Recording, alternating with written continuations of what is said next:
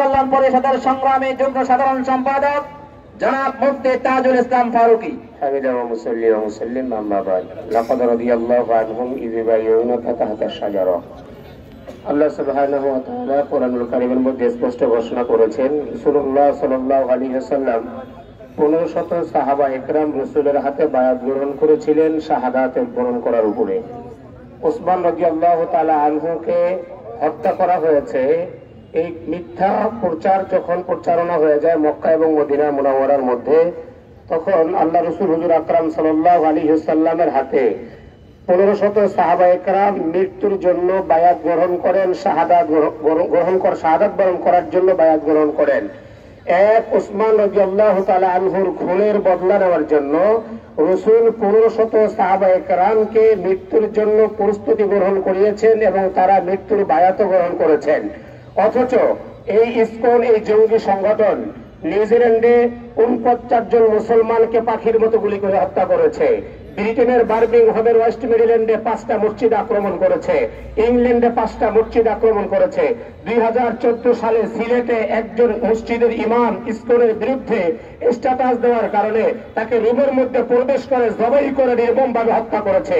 2018 সালে তার একই ইমামকে হত্যা করেছে। এবং কিছুদিন আগে আপনারা দেখেছেন ফরিদপুরের মধুখালীতে হিন্দু পাড়ায় 2 জন মুসলিমকে নির্মমভাবে পিটিয়ে তারা হত্যা করেছে। আমরা যদি ওই পিছনে মধুখালীতে যখন হত্যা করেছে ওই সময় উচিত ছিল মুসলমানদেরকে সাহাবায়ে কেরামের মতে মৃত্যুর জন্য বায়াত গ্রহণ করে যদি আমরা রাজপথে ঝাঁপিয়ে পড়তাম, চট্টগ্রামের লাশের ইতিহাস আমাদের দেখতে হতো না। জাতি সময় এসেছে, আর কোন মুসলমানের লাশ আমরা দেখতে চাই না।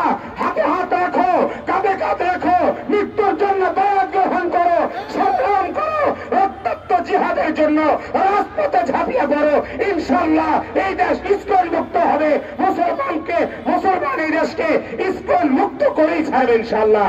আল্লাহ পাক আমাদের সকলকে এই ইসকন মুক্ত সংগ্রামের মাধ্যমে ইসকন মুক্ত দেশ গড়ার তৌফিক আল্লাহ দান করুন। আউযু বিল্লাহি মিনাশ শাইতানির রাজীম। বিসমিল্লাহির রহমানির রহিম।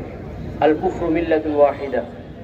মুহতারাম হাজিরিন, কোন রকম ভূমিকা ছাড়াই বলছি, আমি আপনাদের কাছে প্রশ্ন করতে চাই, বিগত বছরগুলোতে বাংলাদেশের স্বাধীনতার পর থেকে নিয়ে সময়ে সময়ে যুগে যুগে বিভিন্ন সময়ে বাংলাদেশের মন্দিরগুলো মুসলমান সন্তানেরা পাহারা দিয়েছে, কথা ঠিক না বেঠিক? এই গত 2013 সনে যখন শাপলা চত্বরের ঘটনা আপনারা দেখেছেন, নবীর ইজ্জত রক্ষার যে ঘটনা ঘটেছে, ওই সময়ও বিধর্মীরা চেয়েছিল মুসলমানদেরকে কলঙ্কিত করার, কিন্তু সে সময় আমরা দেখেছি ওই মন্দিরগুলো মাদ্রাসার ছাত্ররা পাহারা দিয়েছে, ঠিক না বেঠিক? এই অদূর ভবিষ্যতে মাত্র 5ই আগস্টে যে কুখ্যাত ঘটনা, সুখ্যাত ঘটনায় ঘটেছে, এরপরে আমরা দেখেছি বাংলাদেশের মন্দিরগুলো, এদেশের ছাত্র সমাজ, এদেশের আলেম সমাজ, এদেশের আলেম ওলামারা পাহারা দিয়ে ওদের সুনিশ্চিত করে দিতে, ঠিক না বেঠিক? এই সব কিছুর বিনিময়ে ওরা কি দিল? আমাদের মুসলমান ভাই, আমাদের জাতি ভাই সাইফুল ইসলাম আলিফকে প্রকাশ্যে আদালত চত্বরে হত্যা করে ওরা ওটা বুঝিয়ে দিয়েছে মুসলমানরা ওদের শত্রু। আমরা বলতে চাই, আল মুসলিম আল মুমিনু জাসাদিন কাজাসাদিন ওয়াহিদ। আমরা মুসলমানরাও এক। শুধুমাত্র সাইফুল ইসলামকে মেরেছ, ব্যাপারটা এমন নয়। সাইফুল ইসলামের গলায় ছুরি চালিয়ে তোমরা যা বুঝিয়ে দিয়েছ বিশ্বের সকল মুসলমানদের গলায় ছুরি চালিয়ে ছুরি করে ঠিক পেরেছে। ওরা প্রশ্ন করে কই? ওরা প্রশ্ন করে কোথায়? যুব সমাজকে তো মাঠে একসঙ্গে দেখি না, আলেম সমাজকে তো মাঠে একসঙ্গে দেখি না। আমরা বলি ভালো করে শোনো, যুব সমাজের বক্তব্য যুব সমাজ প্রস্তুত নিয়ে আছে, যেরকম ঠিক না বেঠিক? কই আলেম ওলামারা? আমরা ভালো করে জানি,